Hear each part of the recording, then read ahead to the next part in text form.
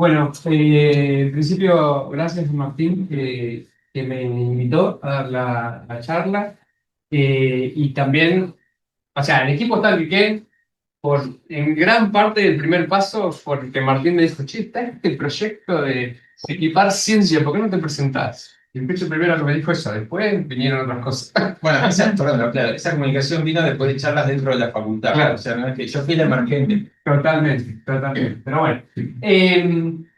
Bueno, gracias a todos y todas por estar ahora. Yo sé que después del almuerzo es difícil, ¿no? Especialmente que están nerviosos. Yo vine manejando desde que queden a la mañana temprano, estaba re frío la ruta, así que bueno, mejoró muchísimo el día. Bueno, lo que les voy a presentar hoy, espero que la charla no sea muy larga, tiendo a hacer charlas y a hablar un montón, ¿no? Sobre todo en una charla que yo les quiero contar todo. Los isótopos presentables son fantásticos. Son mucho mejor que el ADN, mucho mejor que otras cosas. No. Yo soy un fanático de estas charlas. Me dijeron hace muchos años que me picó el ISOBAG, el bicho de los isótopos, ¿no? Y me pareció en su momento, cuando estaba haciendo mi doctorado en Estados Unidos, yo hice mi doctorado con máquinas francas, soy ecólogo puro y duro, pero me transformé a un biogeoquímico, se podría decir hoy en día. Eh, Me fasciné con esta técnica. Entonces, cada vez que doy una charla, a menos que sea que me digan, tienes que hablar específico de esto, yo les quiero contar todo lo que se puede hacer con esto. Entonces, tiendo a hacer charlas un poquito largas. Y además, que necesitamos sí o sí empezar con la base de qué son los isótopos, porque si no, no vamos a ningún lado en este tipo de charlas. El título que puse fue, creo que una de las pocas veces que utilicé ChatGPT para que me ayude a algo, y yo digo, sí, le tengo que mandar un título rápido, Martín, no sé qué ponerle, y entonces le conté a ChatGPT lo que iba a hablar y me tiró este título. No sé si es realmente lo que vamos a hablar, pero la idea es esta. Somos una universidad regional que trabajamos mucho en laboratorio y que hacemos muy buena ciencia y que algunas facultades mejores que otras estamos ayudando al desarrollo regional y territorial. Bueno, la parte de isótopos estables, aunque no parezca, yo creo que sí puede ayudar mucho al desarrollo regional, sobre todo cuando hablemos dentro de un rato en lo que son las economías regionales, certificación de región de origen, etcétera, etcétera. La vamos a tratar muy brevemente. Ahí está. Bueno, para los que no saben, Quequén está en el partido de Necochea, ahí en la costa. Ahí está nuestro laboratorio, en el edificio de la Unidad de Enseñanza Universitaria Quequén. Nuestro laboratorio pertenece a la Facultad de Ciencias, es un núcleo de investigaciones de la Facultad de Ciencias Sociales, que está en Olavarría, pero nosotros somos como una especie de desprendimiento que está aquí a tan solo 2 cuadras de la playa. Está muy lindo para salir a caminar los mediodías y a tirar ideas de qué es lo que más podemos seguir. Bueno, la charla primero les voy a presentar qué son los isótopos estables. Muy brevemente, algunas ya saben porque han tomado el curso mío hace un par de años, ¿no? Así que no tendría que repetirla, pero vamos a hacer algo muy breve que son los isótopos estables. Y luego me voy a enfocar en dos grandes temas. En realidad es un solo tema que es la trazabilidad. No el uso de isótopos estables en ciencia básica, en hidrología, en ecología, que podríamos dar cursos enteros de cada uno de esos temas, sino en algo que un término que yo abracé hace muchos años, que es la trazabilidad. Pero la trazabilidad como definiéndola como la determinación de la región de origen, o la región de origen, o el lugar de origen de algo. Puede ser un fármaco, puede ser un alimento, puede ser una persona, puede ser un animal migratorio, lo que sea. ¿Sí? Descubrir esa región de origen es lo que yo llamo trazabilidad. Vamos a enfocarnos en la antropología forense, que es el proyecto más grande que tenemos hoy en día, que es el proyecto Bitácora, con mis dos estudiantes, Luciano Lopías y Felipe Otero. Y luego les voy a presentar algunos ejemplos de trazabilidad de alimentos, ¿sí? Materias primas, incluso drogas legales e ilegales, para que entiendan cómo podríamos trabajar con certificación de región de origen, o ayudar a una certificación de región de origen, una denominación de región de origen. La cosa tan importante particularmente para Tandil, que tiene una de las pocas cosas que tiene denominación de origen oficial son los siete productos en mundo. Y por último, les voy a presentar este equipamiento que mencionaba Martín y el desarrollo de un nuevo laboratorio de análisis IECEN sobre la determinación de los isótopos estables en distintos tipos de. Bien, ¿qué son los isótopos estables? De diccionario, son distintas formas de un mismo elemento que difieren en el número de neutrones en su núcleo. Eso es lo primero que aprendí y lo repito todos los días cuando me levanto.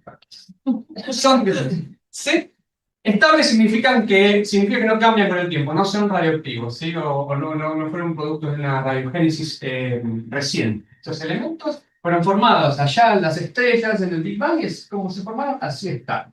¿Sí?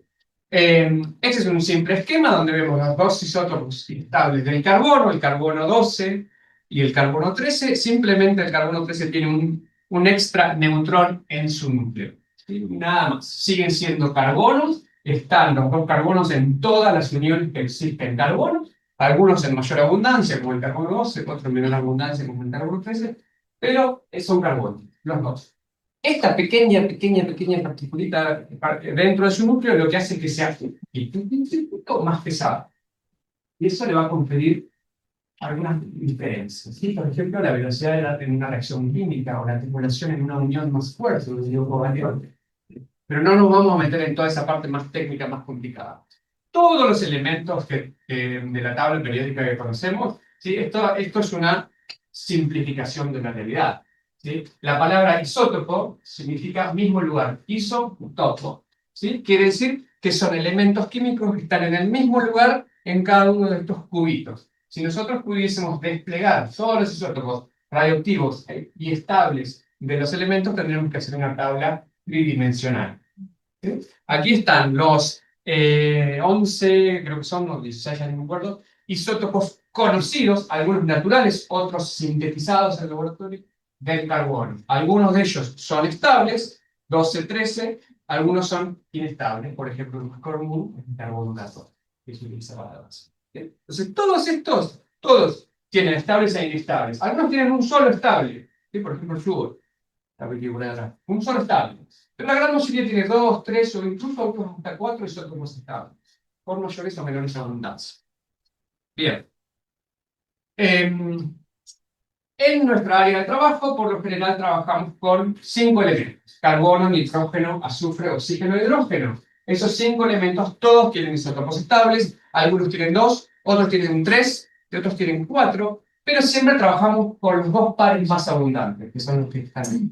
Y medimos, la medición que se realiza de los isótopos estables es siempre el isótopo más pesado, que es el más raro, con respecto al más abundante, y usamos una notación delta, que es la tasa relativa de un isótopo pesado con respecto al liviano de nuestra muestra y un material de referencia. Simplemente así, porque ustedes van a empezar a ver ahora gráficos, ¿sí? O tablas donde aparezca esto. Esto es delta oxígeno 18, quiere decir la composición isotópica del oxígeno en determinada modo.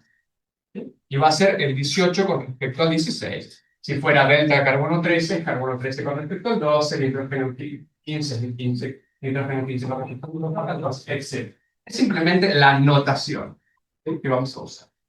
Como les decía, las diferencias relativas de peso de ese neutrón ese o esos neutrones extras le confieren un poquito más de peso a esos isótopos más pesados, y eso hace que reaccionen de manera más rápida o más lenta las reacciones químicas con reacciones físicas, ¿sí? Por ejemplo, la evaporación del agua. En la hidrología, en realidad de lo que estoy hablando de manera muy sencilla, porque es lo que más se ve en cuestiones de isótopos. Las aplicaciones son enormes, ¿sí? En todas las ciencias básicas se utilizan, o en todas las ciencias básicas que se miden una muestra, se utilizan isótopos estables, antropología, ecología, hidrología, en ciencias médicas, en nutrición, ¿sí? En seguridad alimentaria, etc. En distintos estudios de ambiente se utilizan los isótopos estables. Y también nosotros estamos intentando, que al menos en Argentina, o en otros países ya se utilizan, que los isótopos estables se empiecen a utilizar en investigaciones forenses, ¿sí? Y en denominación de región de origen o sí, trazabilidad de productos que ayuden a las economías regionales y al comercio exterior.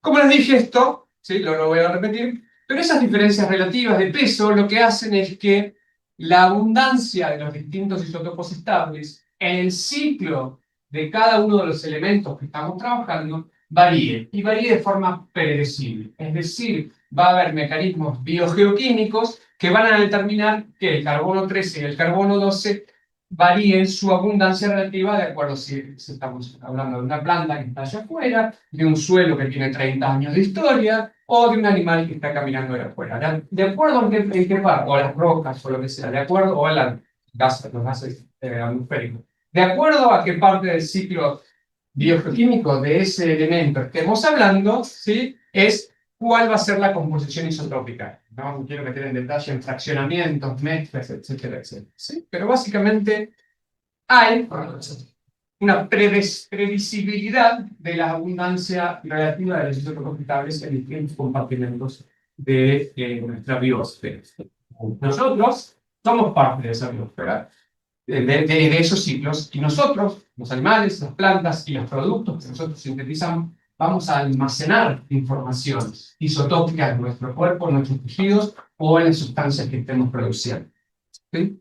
Entonces, hay distintos procesos biogeoquímicos que generan que cada región, porque cada región va a tener una velocidad de ciclo biogeoquímico diferente, ¿sí? Que cada región tenga una combinación isotópica particular. A eso nosotros lo llamamos la huella isotópica, o isotopic fingerprint. ¿Sí? Entonces, vamos a tener regiones, por ejemplo, de nuestro país, que van a tener valores isotópicos de oxígeno mucho más altos que otras, determinado por evaporación, por evapotranspiración, por mezclas, etcétera. Lo mismo puede ocurrir con valores de carbono en las hojas de la planta, eso está determinado por los ciclos geoquímicos del carbono, pero también los procesos fotosintéticos, etcétera, etcétera. Es decir, aquí, por ejemplo, uso un mapa de Francia con distintos valores isotópicos en su región. Es decir, cada región geográfica, ¿sí? O cada lugar, tiene una composición isotópica determinada. Obviamente, va a diferir si hablamos de suelo, de un colágeno de un animal, de una planta, de un río, ¿sí? Eso obviamente va a variar. Pero cada región va a tener una composición específica esperable y modelable, ¿sí? Porque los ciclos biogeoquímicos son los que están impartiendo cuál es la diferencia isotópica entre los isótopos pesados y los isótopos livianos en cada lugar en particular. ¿Sí? Y los tejidos, como les decía, de cada lugar, los tejidos biológicos y los productos que se generen en provincia de Buenos Aires, en Patagonia, en Misiones, etc., van a adquirir esas señales por distintos procesos. ¿Sí?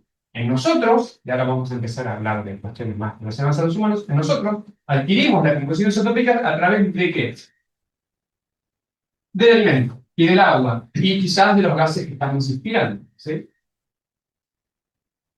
Los isótopos estables en una aplicación más relacionada a ciencias forenses se han utilizado en muchísimos casos. Desde ayudar a identificar personas, detección de adulteración de medicamentos, de alimentos, ¿sí? Trazabilidad de drogas legales e ilegales, ¿sí? Dopaje, terrorismo, para hacer trazabilidad de los explosivos, a cuáles fueron las fábricas que produjeron esos explosivos, o incluso para determinar responsabilidades en casos de accidentes. Es el avión del río Hudson y los gansos que hicieron que ese avión cayera, se determinó que eran locales gracias a isótopos estables de hidrógeno. Y no que habían migrado de Canadá, eso no tenía que salir Trump a matar ganso por el aire.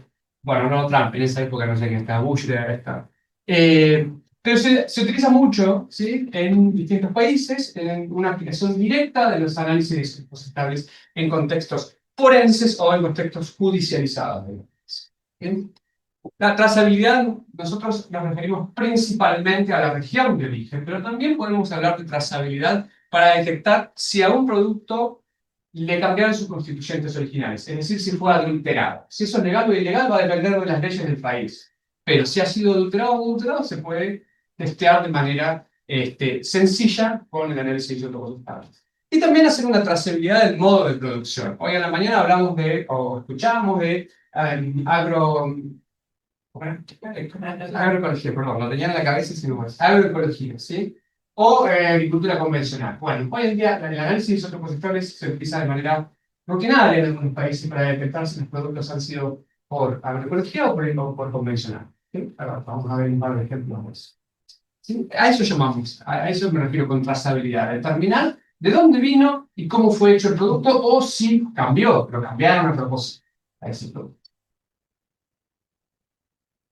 No me voy a detener en todo este párrafo grande, ¿sí? La importancia de la trazabilidad en distintas áreas de nuestra vida es importante, obviamente. En el caso de la ciencia forense, Sabemos que es importante conocer el origen geográfico, por ejemplo, el lugar de nacimiento, la residencia actual, la residencia de los últimos años o meses de una persona, en el caso de una víctima de asesinato, ¿sí? Que ha sido que no es identificada y no tenemos un match de ADN. Entonces, saber la región de origen por ahí nos acerca a hacer esa identificación. Esto lo vamos a dejar para después. Bien. Eso es lo que vamos a hablar un poquito ahora, y esto es nuestro proyecto principal. Para aquellos que me han escuchado antes, este caso que les voy a contar, que es un caso real en el que yo trabajé hace muchos años en Estados Unidos, les va a resultar redundante, porque siempre lo presento, siempre. Si ustedes me escuchan a mí hablar, van a escuchar acerca del caso Salter-Sally, porque es un caso que, aparte de que trabajé, es un caso que se resolvió, el cuento final, y los isótopos estables cumplieron un rol muy importante. En el caso de Salter-Sally es una joven, los restos de una joven que fueron encontrados en el año 2000, en la región Salter del estado de Utah. Es un desierto, en las salinas grandes que hay en el estado de Utah, donde se pegan esos autos de alta velocidad y las motos de alta velocidad, etc. Una fosa poco profunda, se encontró el cráneo, dientes, pelo, algunas cosas personales, pero no se identificó a esta persona. Quedó como un caso frío, que lo llaman en Estados Unidos, cold case, ese frío, eso se ve en la tele. Muchos años después, el investigador, después de que se publicaron papers sobre que esto se podía hacer, los isótopos podían ayudar a determinar la región de origen de personas, los investigadores del caso estábamos en el mismo estado, en el estado de Utah, yo estuve como un postdoc, se acercan al laboratorio y dicen, tenemos varios casos. Uno de estos casos es este. Huesos, dientes y tenemos cabello de la persona. Entonces dijimos, bueno, vamos a hacer análisis del diente para saber más o menos la región donde nació esta persona. Y del pelo, si tenemos un pelo, el pelo crece de forma longitudinal, perdón, de forma continua, aproximadamente 1 centímetro por vez, aproximadamente. Si hacemos un análisis secuencial del pelo, podemos tener una reconstrucción de la historia de vida de esta persona en los últimos X meses. Entonces, Salter-Sally tenía 24 meses de registro de su cabello, más o menos 24 centímetros, 25 en realidad, y hicimos una reconstrucción temporal de la historia de viaje y de alimentación de esta persona en sus últimos 2 años de vida.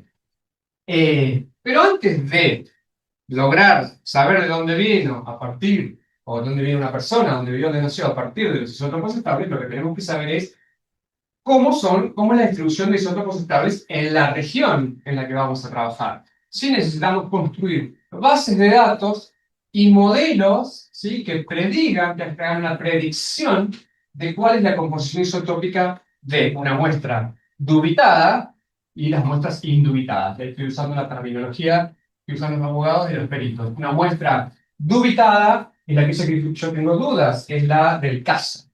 Una muestra indubitada son las muestras de referencia, mi base de datos de referencia, ¿sí? Que yo sé de dónde son, exactamente de dónde vinieron. Entonces, para hacer eso, primero se construyen bases de datos, se hacen modelos, se crean lo que nosotros llamamos isoscapes, que es isotope landscape, que es la distribución isotópica de el isótopo que voy a medir y el tejido que voy a medir. ¿Sí? Entonces, una vez que yo tengo esto, ahí puedo hacer una medición a través de el largo del pelo, 0 es la raíz, 25 es la punta del pelo, del cabello, más o menos con casi 2 años de vida, ¿sí? El tiempo hacia el pasado o hacia allá. En este caso solo les presento oxígeno 18, no les voy a presentar carbono ni propio muchísimo, pero básicamente lo que vemos es a lo largo del pelo, con su error correspondiente, distintos movimientos que esta persona hizo durante los últimos 2 años de su vida. Vemos que hay transiciones, que cambió de un lugar al otro, vemos que hay lugares medianamente estables, etc. ¿Sí? Tenemos modelos probabilísticos hoy en día que nos permiten, ahora sí, tomar la composición isotópica del pelo. ¿Sí? Se dan cuenta que este es el pelo, ¿no? Perdón, por ahí yo asumo cosas y las digo rápido y por ahí quedo medio en el aire.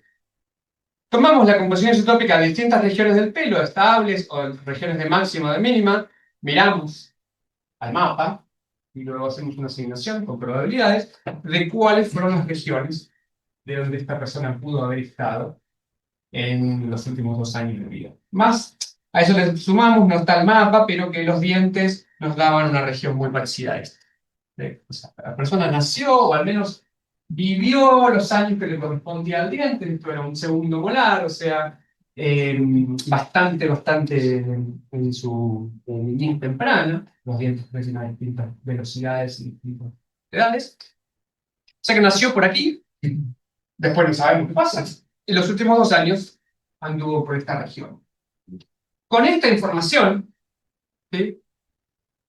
Nosotros fuimos a hacer un informe policial y la policía dijo, buenísimo, ahora sabemos que tenemos que descartar más del 70% del país para buscar dónde esta víctima pudo haberse originado.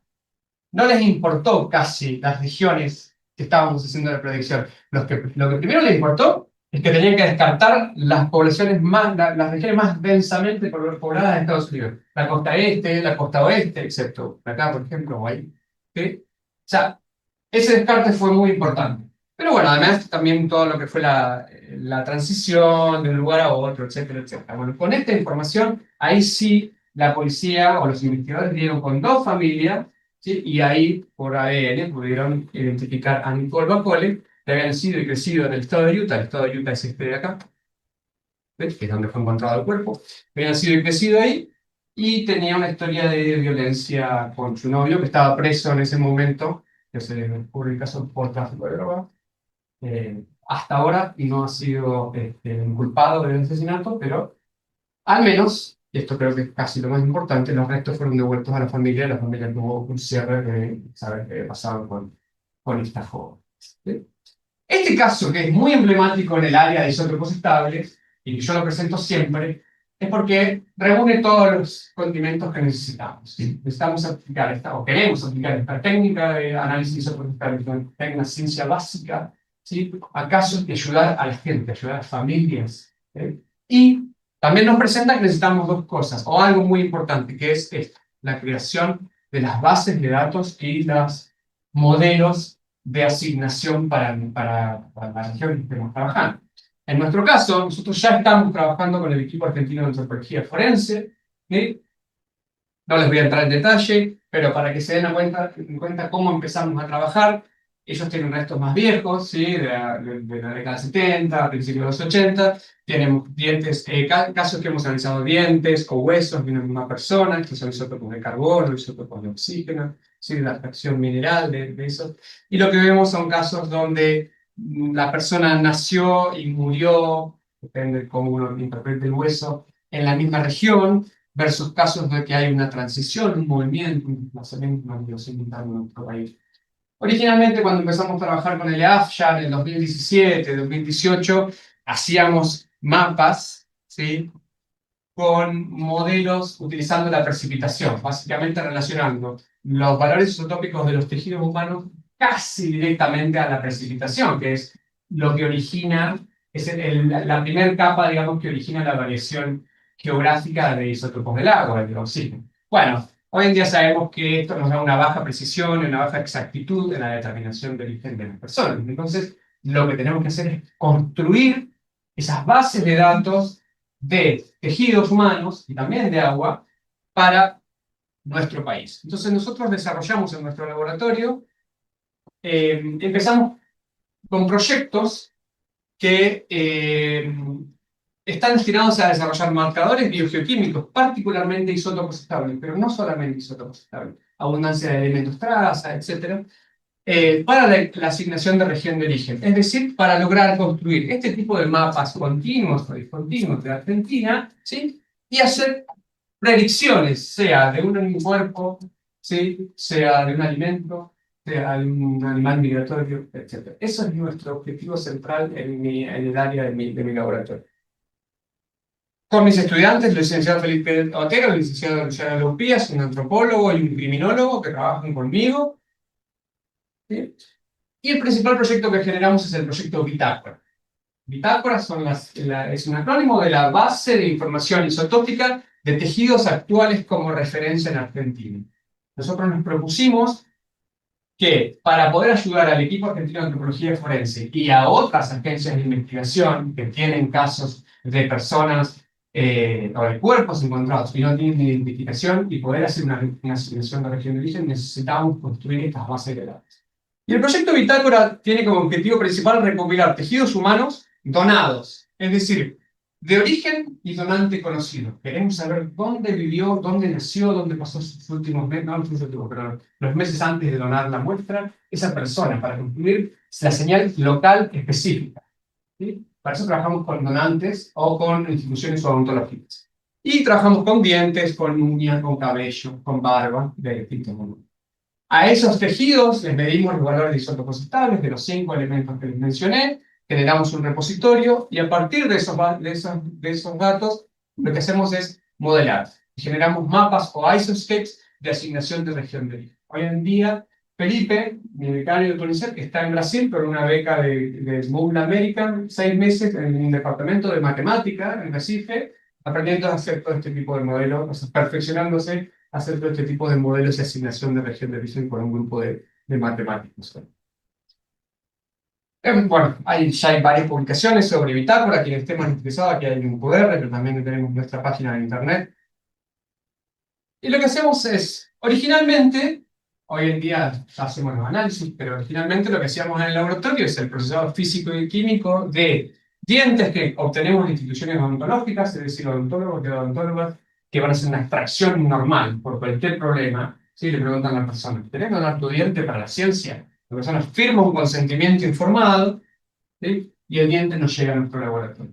Y lo mismo con muestras de pelo, de uña o de barba, sobre todo en pandemia. En pandemia yo dije, este es un experimento ideal. La gente nos está moviendo. Y si nosotros queremos detectar la señal local real de Argentina, tenemos que tomar muestras ahora en pandemia.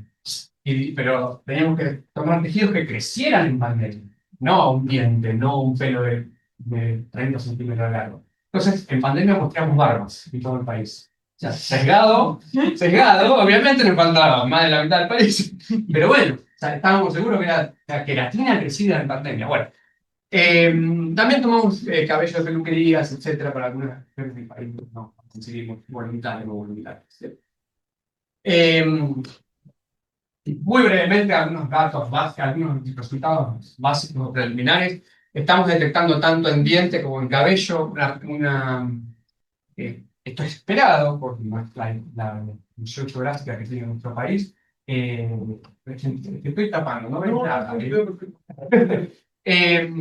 Tendencias latitudinales en los valores isótopos de carbono, esto es esperado, mayores distribución de planta C4 hacia el norte y en la mitad del país se cambia a planta C3, que cambia la composición isotópica de nuestros alimentos. Pero son tendencias, no es nada muy fuerte, y ahora vamos a ver por qué esto no es tan fuerte, y lo vimos un poco hoy a la mañana, todo el cambio que ha habido en nuestra alimentación. ¿Sí?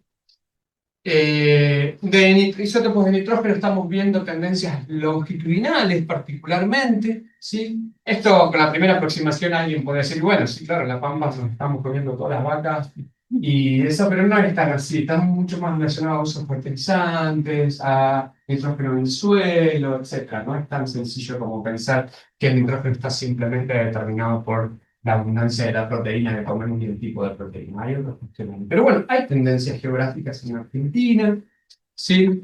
Para azufre sí estamos viendo una tendencia, obviamente el azufre es más difícil de medir, es más caro, entonces tenemos menos muestras. Una tendencia con valores de la costa más altos, eso es esperable, ¿sí? Hay un efecto del spray marino, los aerosoles marinos que se depositan en los campos costeros o en esta zona, y eso hace que la comida o lo que se produzca en esa zona va a tener una composición isotópica más alta, es muy parecida a lo que es el mar. No le estamos dando ninguna importancia al consumo de proteína del origen marino, porque nosotros los argentinos comemos muy poco pez de mar, es la realidad. En otros países sería muchísimo más alto.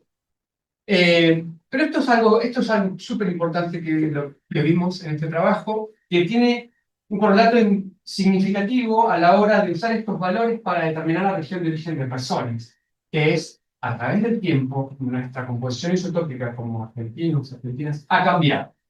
Este es el análisis de isótopos estables en dientes, y como en dientes nosotros podemos hacer un análisis hacia el pasado. Si yo saco un tercer molar de alguien que nació en el año 2000, esa señal isotópica es en los últimos 5 años, ahora.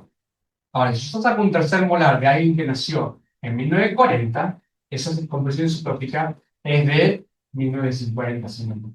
Entonces podemos ir hacia el pasado con muestras donadas. Y lo que vemos, lo que estamos viendo con dientes, es que si podemos dividir digamos, el análisis temporal en distintas décadas, lo que sea, pero bueno, en este caso lo dividimos en 1995 por razones que no me estas otras. Lo que vemos es que hay una tendencia a la homogeneización en las dientes. Si tomamos los dientes más viejos, ¿sí? De personas que viven, pero más viejos, las diferencias regionales son mucho más marcadas que ahora. Ahora, esto es carbono y nitrógeno, ¿sí? En dientes, las distintas elipses son distintas regiones, distintas antes del 95, después del 95. Lo que estamos viendo es que la dieta argentina se está homogeneizando. Y la vemos también en este otro gráfico, que es carbono de la dentina y carbono en el esmalte. El carbono del esmalte viene principalmente de nuestros hidratos de carbono y grasa, no tanto de nuestras proteínas. ¿Sí? Y el efecto en el esmalte es mucho más pronunciado que en las proteínas. ¿Sí? O sea, ¿qué está pasando acá? Lo estoy haciendo muy rápido esto porque la charla es larga, hay un montón más. ¿Qué está pasando? La dieta argentina se está homogeneizando y se está tendiendo a una señal isotópica central de un área productiva muy fuerte en la región de La Pampa, ¿sí? Sobre Santa Fe, sobre Córdoba, provincia de Buenos Aires, etc. Y además, la frontera agrícola se está extendiendo a producir los mismos cultivos que se producen en la provincia de Buenos Aires. No, era lo que hablábamos hoy, no a producir lo que se debería estar produciendo ahí, la comida local. ¿Sí? Entonces, lo que podemos ver a través del tiempo es eso, la tendencia a la homogenización, y a través de estos nichos isotópicos, esto es un análisis de nichos, si alguien se inició por ahí, se hace. Lo que vemos también, el nitrógeno es un descenso de todas las regiones a través del tiempo, esto es el reflejo de los fertilizantes industriales. ¿Sí? Si pudiéramos ir más en el pasado, los valores estarían cada vez más altos, ¿sí? Las poblaciones arqueológicas mucho más altas. Esto es básicamente fertilizante industrial que nos está llevando hacia abajo.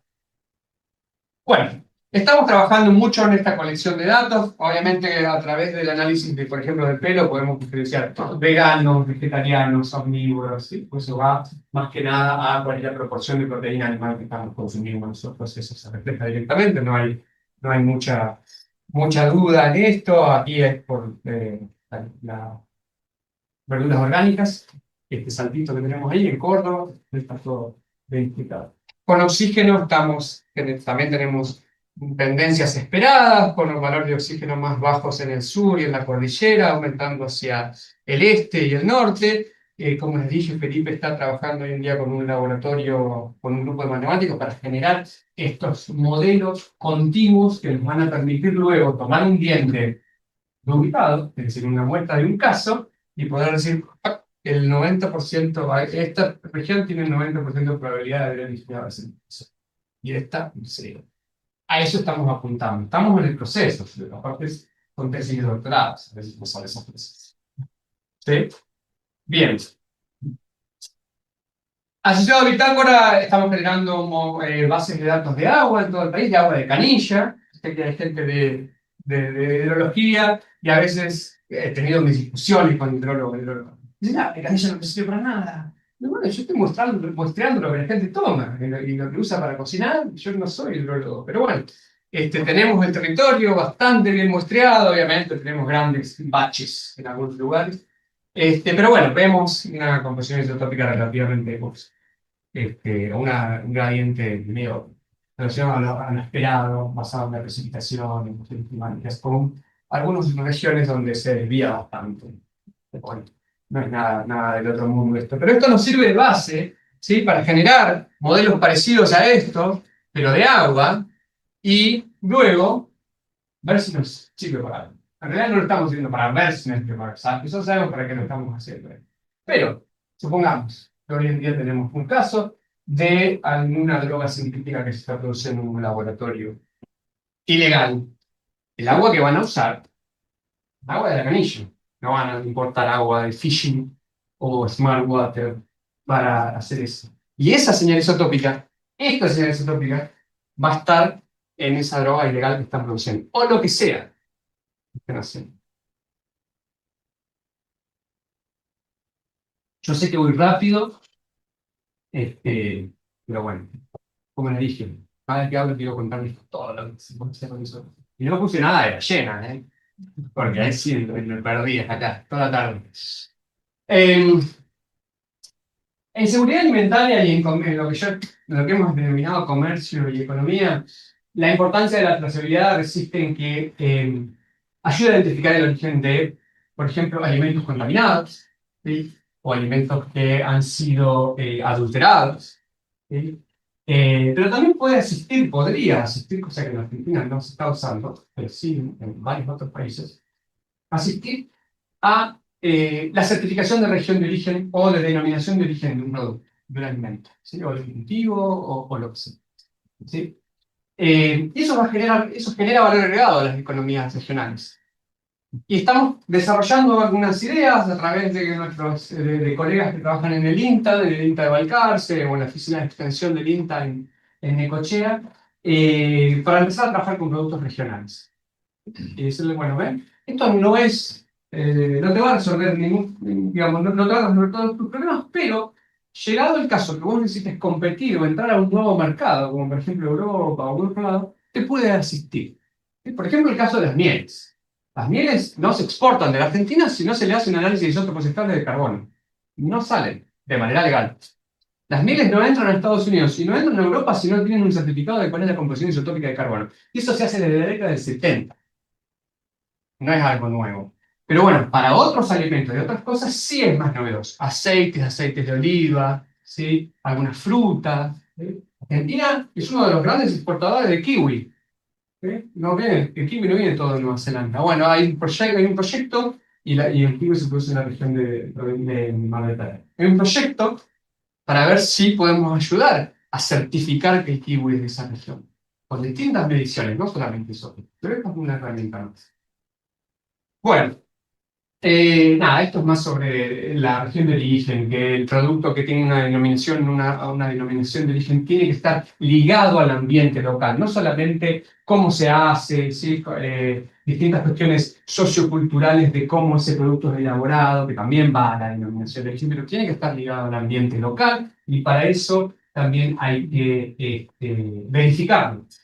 Nosotros proponemos que el análisis de isótopos estables puede ayudar a esa verificación. No es lo único, pero en algunos casos se utiliza como casi la única herramienta para verificar que un alimento, un cultivo, lo que sea, vino de esa región de casos y productos hay muchos donde esto se utiliza, ¿sí? Lo primero que se hace, este es el caso de las mieles, lo primero que uno tiene que hacer es corroborar que la señal isotópica, que está muy chiquito el gráfico, lo siento, esto es isótopos de hidrógeno en cera, pero las ceras de las mieles, no la miel per se, sino la cera que está junto con la miel, que se extrae.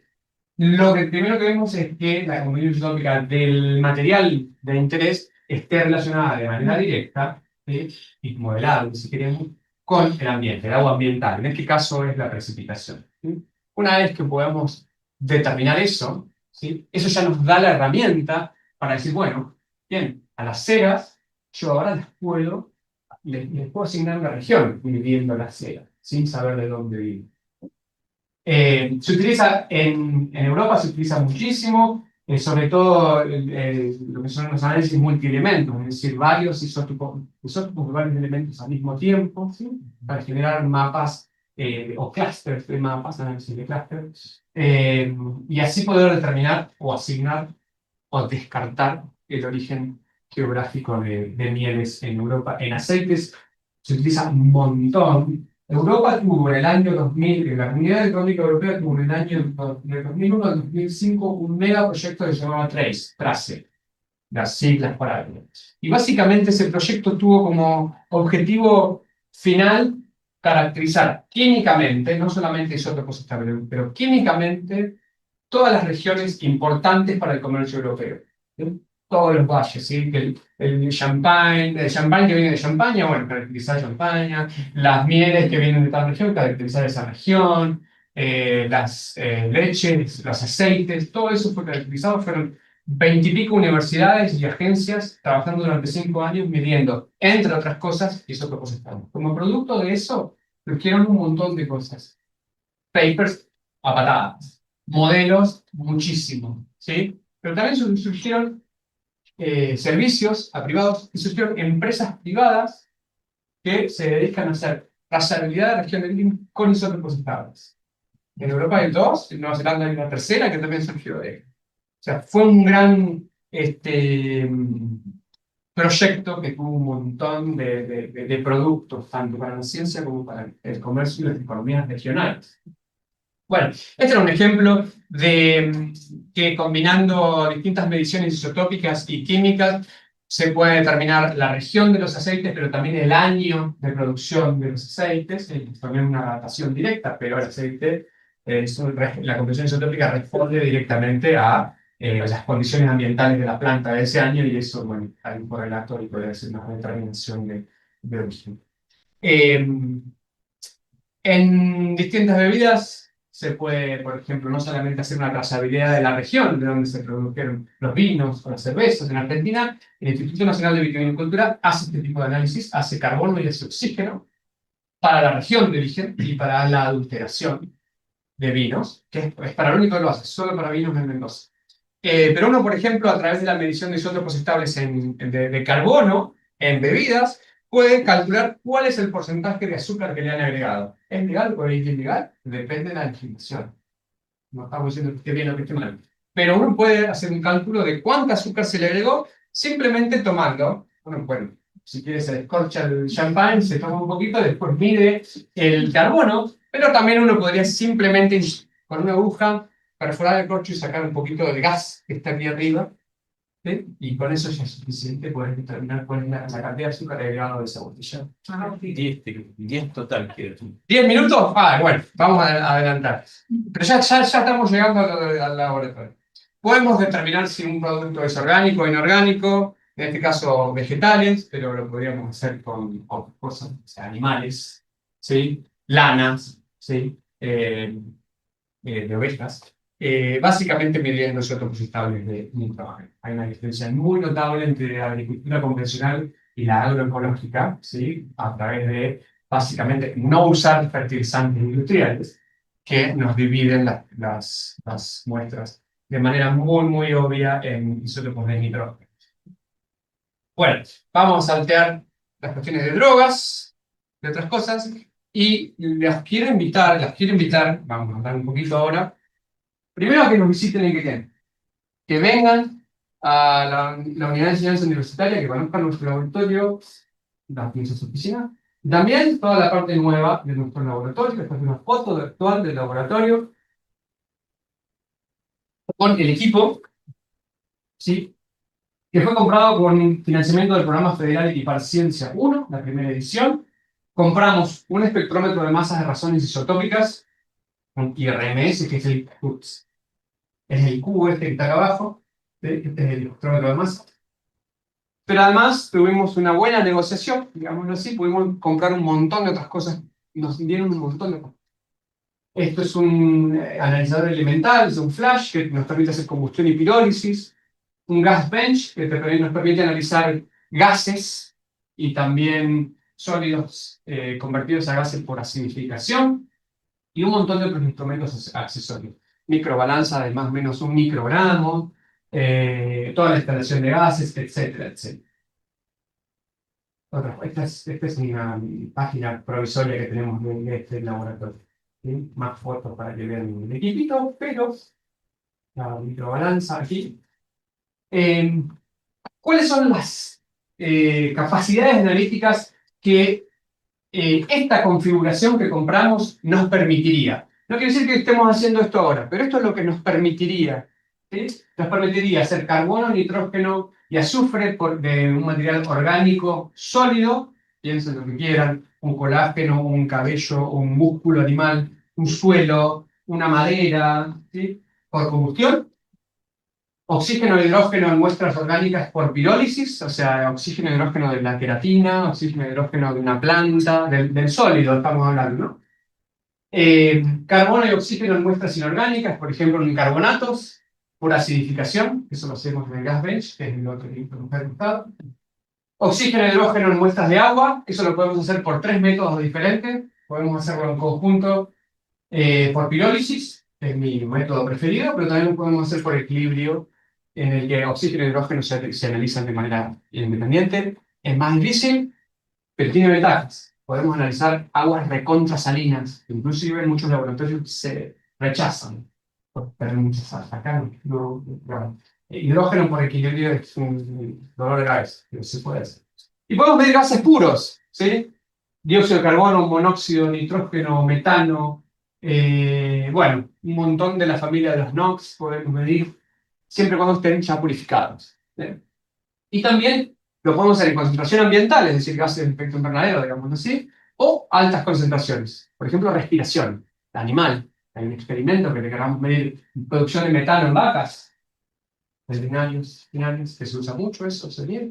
Lo podemos hacer. Respiración en humanos también. ¿Sí? Y después hay otra gran cantidad de futuros análisis que podríamos hacer ya con modificaciones del sistema o con algún agregado más. Por ejemplo, un cromatógrafo gaseoso, si quisiéramos medir aminoácidos, ceras individuales, lípidos individuales, etc. Ya es otro paso, digamos. ¿Sí? Estos son ejemplos que se me ocurrió anoche. Digo, bueno, voy a poner ejemplos de lo que se puede medir. ¿Sí? Colágeno, músculo, cualquier tejido animal, nitrógeno en plantas para determinar la fijación de nitrógeno o contaminación. Si hay algún aporte antrópico que le esté llegando a las plantas, bueno, se puede llegar a medir. Esto me parece súper interesante. Esto lo quiero hacer del próximo mes, lo voy a empezar a hacer. Dióxido de carbono expirado de personas. ¿Alguien escuchó de la prueba del aliento para detectar Helicobacter pylori? Helicobacter pylori es una bacteria que causa úlceras, cáncer de esófago. ¿Sí? El análisis por excelencia es una endoscopía, pero hoy en día, ya hace unos 10, 15 años, se está empezando a hacer análisis de aliento. Es decir, vos a una persona le conectás dióxido de carbono exhalado en un tubo, le das un poco de urea marcada, a la media hora conectás otra muestra y le medís los isótopos estables de carbono. Si está presente esa bacteria, vos vas a ver una diferencia enorme en la señal isotópica. Si no está presente, medís lo mismo. No necesitas materiales de referencia, no necesitas nada. Simplemente necesitas la urea marcada, que la dan médico. La Facultad de Bioquímica de la UBA tiene un espectrómetro de masa igual a este, solo para hacer esa medición. Nosotros la podríamos empezar a hacer mañana, si tuviésemos una urea marcada. Pero bueno, me parece súper interesante, porque esto no solamente para estudios de ciencia básica y de salud, sino para empezar a proveer servicios a nuestra región de ese tipo de análisis en pacientes. Bueno, etcétera, etcétera. Hoy en día, actualmente, estamos haciendo análisis de carbono y nitrógeno inorgánico, sobre todo en tejidos animales, ahora van a ver por qué es tan específico, oxígeno y hidrógeno en agua, ya estamos haciendo, y carbono en carbonatos biogénicos. ¿Cuál es la limitación y por qué no hacemos toda esta lista de entrada? No porque el equipo no pueda, sino porque por cada material diferente que vos estés analizando necesitas materiales de referencia. Yo voy a analizar este celular, al lado le tengo que poner un celular de referencia. Y esos o se compran a agencias internacionales o se desarrollan in-house, o lo tenemos que desarrollar nosotros. Bueno, hoy en día tenemos comprados poquitos, son baratos, ¿sí? Y los que tenemos comprados nos están permitiendo hacer estos análisis, ¿sí? Bien. ¿Cuáles son los desafíos que tenemos? Es desarrollar o comprar más materiales de referencias para empezar a proveer más servicios y para poder analizar todo tipo de muestras que ustedes quieran analizar. ¿Sí? Algunos son caros, otros no son tan caros. Desarrollarlos no es difícil, pero tienes que tener algún material de referencia ya comprado para anclar tu material de referencia interno a ese. Pero, por ejemplo, podríamos desarrollar para plantas ya, porque tenemos ácidos glutámicos, que es lo que compré. Eh, Esa es el principal desafío eh, para extender estos análisis. ¿Sí? Las oportunidades que tenemos es, tenemos un equipamiento extremadamente sofisticado en esta universidad, que, sí, claro, uno podría mandar la muestra al laboratorio que te dé el servicio más barato, y lo he hecho toda mi carrera. Pero tenerlo en tu propia universidad te da muchas ventajas. Podés desarrollar métodos, ¿sí? O realizar mediciones que son extremadamente complejas y que no las puedes hacer mandando un gas que acabas de colectar a campo a un laboratorio de Estados Unidos, porque ese gas ya te lleva fraccionado. Pero irte 100 kilómetros hasta que quede es mucho más sencillo, ¿sí? O hacer mediciones in situ, digamos, en el laboratorio, con experimentación ahí mismo, ¿sí? Yo creo que nos da muchas más ventajas que el simple hecho de utilizarlo como un servicio, el poder desarrollar metodologías conjuntas. ¿Sí? El poder dar servicios coordinados y complementarios. Este laboratorio y la capacidad de mi grupo, yo no puedo procesar todo tipo de muestras.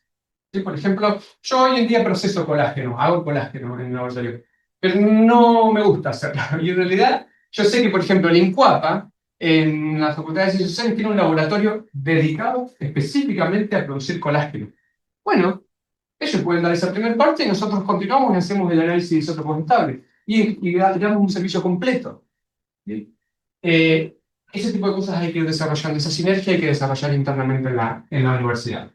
Obviamente, como enseñanza de posgrado, esto tiene un valor agregado increíble. Yo he dado cursos, hasta ahora me he cansado de dar cursos en distintos lugares de Argentina y siempre la parte de laboratorio que daba era, bueno, hoy vamos a moler un diente, llegamos hasta un polvito blanco. Listo.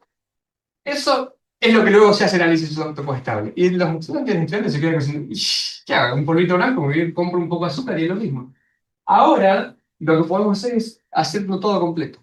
Hacer todo el proceso completo. De la parte teórica al procesado de la muestra hasta la evaluación de los resultados y tener una formación completa. Y fui rapidísimo. Y acá vamos a terminar. Están todos y todas invitados a que nos vengan a visitar, de verdad. Estamos todo el día ahí adentro. Sobre todo ahora que incluso tengo una cámara instalada mirándolo 24 horas en el equipo, para que no le pase nada. Tengo detección de sonido, detección de movimiento. Vivo a 2 cuadras y cualquier cosa que pasa salgo con eso para limpiar. Es un bebé. Visítennos y obviamente el laboratorio va a estar destinado a dar servicios, pero hagamos algo más que el servicio, me parece a mí. Generemos cosas en conjunto, proyectos, ¿sí? Desarrollemos métodos. ¿Sí? Creo que ese es el valor de generar sinergia. Si no, para tener servicios, les voy a ser sincero, es más barato mandarlo a otro lado. Y sí. Pero mandarlo a otro lado te limitan un montón de cosas a las muestras. Así que bueno, nada, esto es lo que tenía para contarles hoy. Ha sido medio.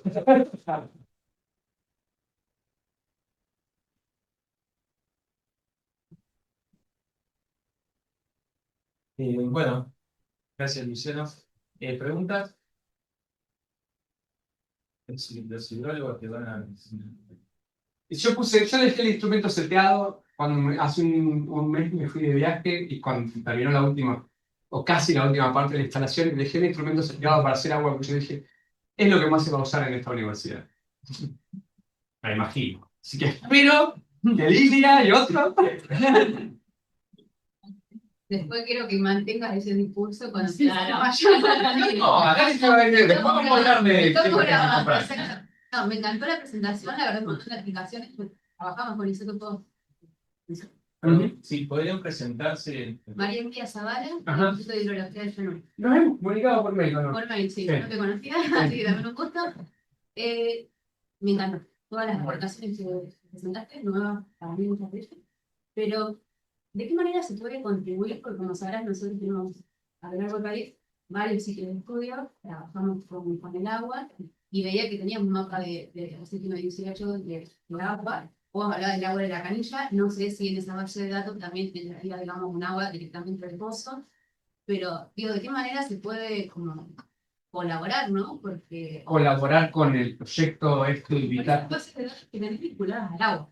Si Lo no, primero- para lo- evitarnos la canilla, como vos dijiste. No, claro. Lo primero que tenemos que colaborar es dialogando. Sí. Porque nosotros no tenemos ese conocimiento en nuestro grupo. Nosotros no tenemos ese conocimiento de hidrología. Y lo sabemos como una gran falta. Porque sí, claro, tomamos las muestras de agua, hacemos mapas, todo eso, y hay sectores que decís, acá hay algo más que podríamos decir. O sea, las muestras de agua podrían servir para otras cosas, pero aparte para nosotros poder entender agua o hacer los modelajes más adecuados, necesitamos dialogar con hidrólogos y hidrólogas. Así que eso es lo primero que tenemos que hacer, es sentarnos a charlar y bueno, y a dialogar. Y después lo otro sí, hay ciertas regiones donde la muestra de la canilla me está muestreando un acuífero y otros acuíferos donde me está muestreando el río o un reservorio en Córdoba. Y bueno, y ahí hay diferencias muy grandes. Y hay algunas regiones donde una muestra que ustedes toman en algún lugar para hacer un estudio comunes nos serviría también. ¿Sí? Y después, en lo que es entender el proceso de digamos, el primer origen de la variación geográfica, la precipitación y todo, cómo eso luego se va transformando a la canilla de todo, es básicamente dialogar con ustedes y entender de qué muestras, si vos me hablás de contribuir en muestras o datos, nos tenemos que mirar qué es lo que tienen y qué es lo que no es lo que nosotros tenemos. Y está, digamos, vinculado con otros grupos también como para aportar a esas bases de datos. Hace mucho tiempo yo tenía una relación de trabajo con gente de Mar del Plata, del Instituto de Costa. Pero bueno, nada, quedó así, nunca así, mucho más aparte. Sí, obvio. Está buenísimo. Había ¿Vos tenés perdón. Sí, estaba ahí, no, fue la charla de ayer. Ah, Yo di la charla ayer de la variación isotópica entre la precipitación bien, pero hay que dar. bien. Bien, Ramiro.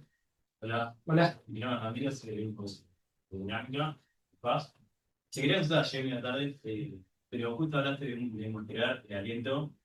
Bueno, mi consulta es si ese muestreo se alcanza con un pequeño volumen, una fracción de tiempo corta, como para poder hacer esa regresión, o por qué no se percibe hacer un muestreo integral en tiempo, un muestreo continuo, No, para un mes. específicamente para esa detección de esa bacteria, son tubos muy chiquitos, son exetenios, se les llaman exetenios, tubos así, que básicamente los soplás en exceso, entonces con eso la base. Ah, pues no se alcanza. Pero podés muestrear un poquito menos también o más. Cuando yo trabajaba en Estados Unidos y medíamos el aliento en niños, niñas, les hacíamos inflar globos.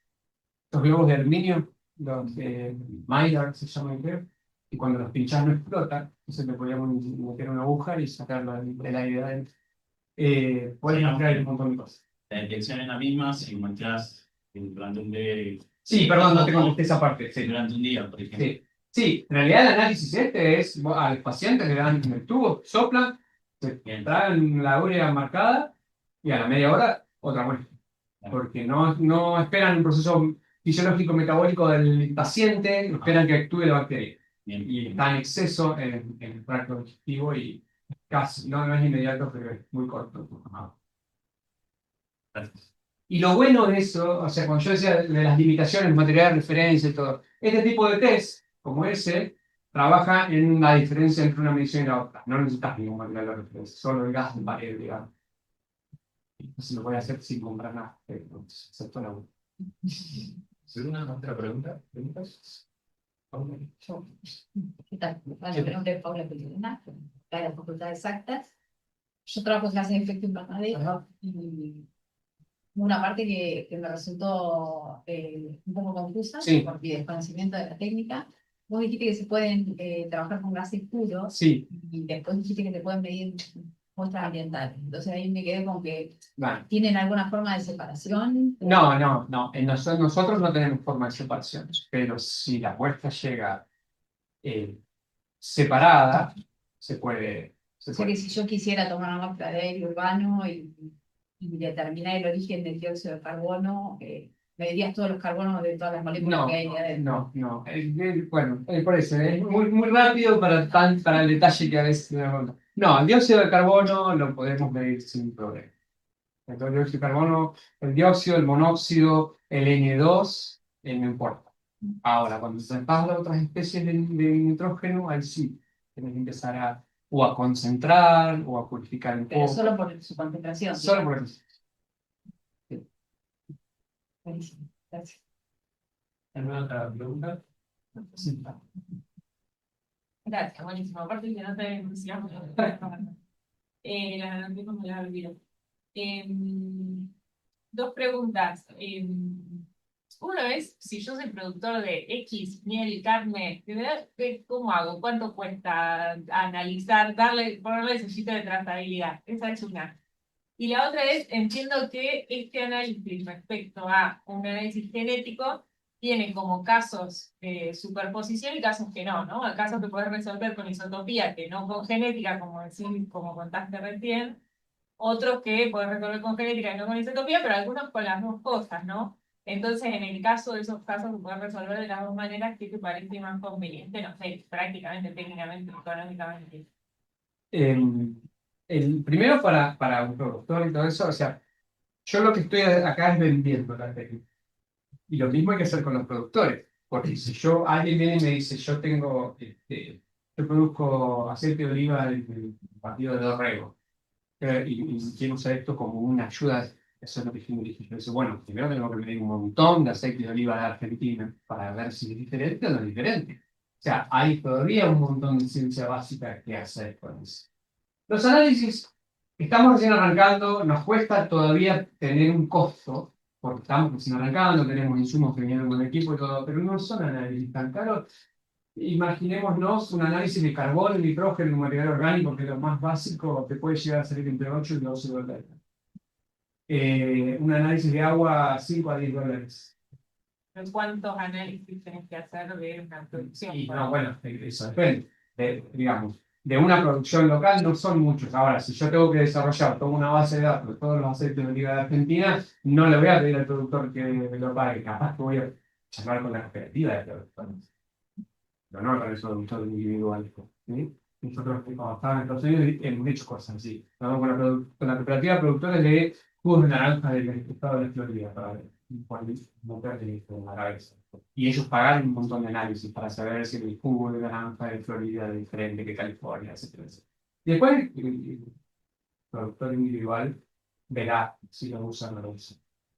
Nosotros nunca podríamos certificar.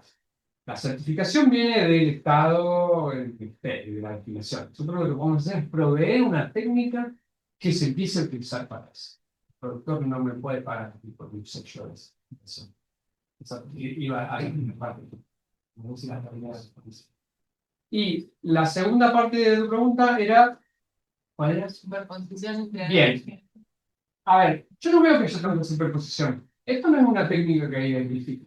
En el caso de restos humanos, es, como dice uno de los grandes isotopólogos forenses, es una técnica que no te va a encontrar la aguja en el pajar, pero te va a reducir el tamaño de ese pajar para que vos de otra manera la puedas encontrar. ¿Sí? Eso es lo que hacemos en identificación humana. Nosotros con isótopos no podemos identificar, pero sí le podemos decir al fiscal o a la gente del equipo de cualquier forense, esta persona es del NOA, es de Salta y Jujuy, es del sur de Patagonia. Yo trabajo, perdón, con cuestiones más ecológicas, entonces no es Sí. tanto la identidad personal, sino como cuestiones más de movilidad entre Sí. poblaciones, Bueno, cosas no, así, ¿no? a ver, eso va a depender en cada caso. No sé, ya que me nombrás cuestiones ecológicas, migración animal. Claro, Me viene un paper de hace algunos años en el que había un paseriforme migratorio en Estados Unidos en el que tenían un gradiente isotópico norte-sur y un gradiente genético este-oeste. Donde puede hacer una cuadrícula perfecta usando los dos métodos. Estaba buenísimo. Va a ir a cada caso. No, no, no, no,